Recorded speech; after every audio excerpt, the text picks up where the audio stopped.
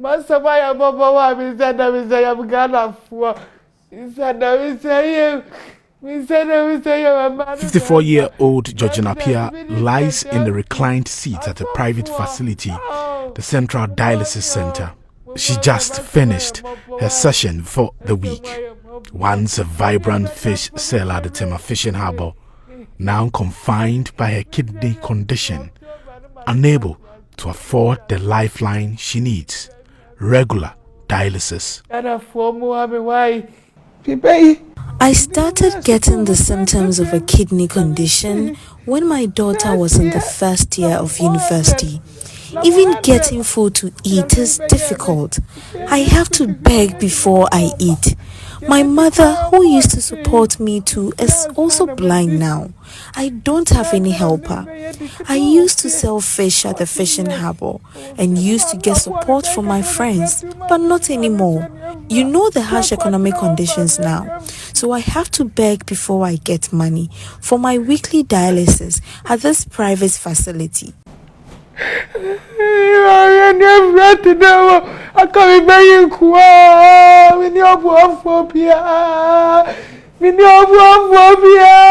54-year-old Georgina Owusu was compelled by the closure of the dialysis center at the Kolebu Teaching Hospital to seek treatment from this private facility.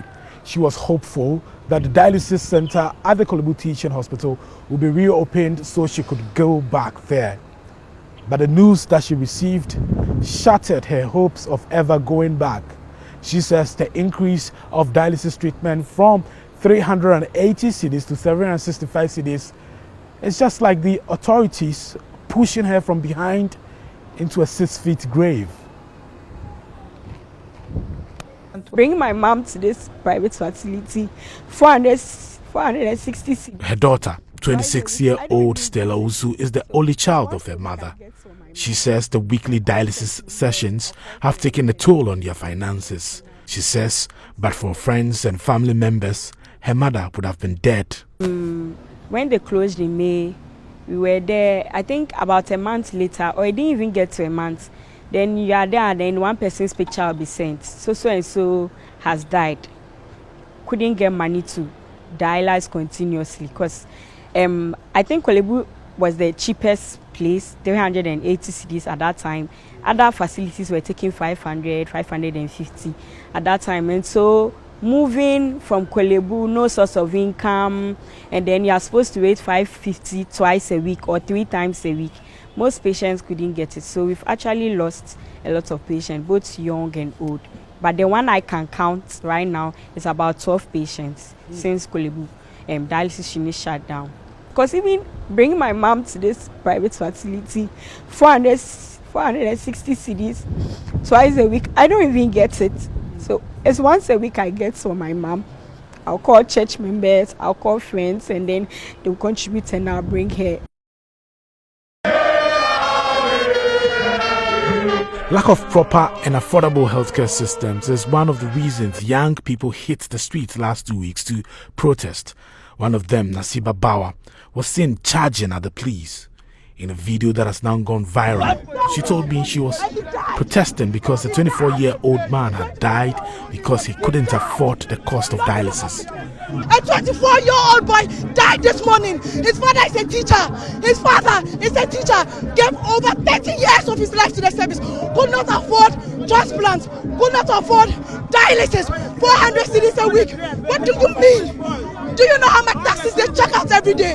God will judge the government. 2 weeks after the protest, I'm at Starbites at West Legon to meet Nasiba.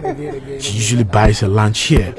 She says government must do more to cater for people who cannot afford the cost of dialysis. She says no one should die because they can't afford to live.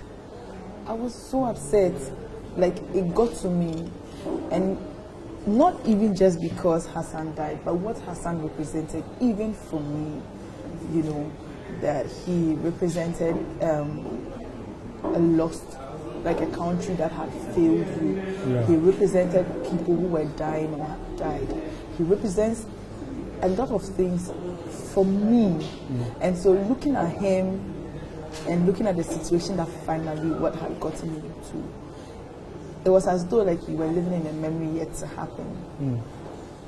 I was angry. That's the word. I wasn't upset. I was angry, and anger is a very rare emotion for me. It's a very important emotion for me. Like, for you to be angry, it means that the thing you're angry about is very important, because I would say I'm annoyed, I'm upset. To be angry, it's very important for me. These stories underscore the urgent need for the government to address the healthcare disparities in the country, ensuring that essential treatments like dialysis are affordable and accessible to all, regardless of their financial status. The lives of people like Georgina Mensah and countless others depend on it. Maxula Bagba, Joy News.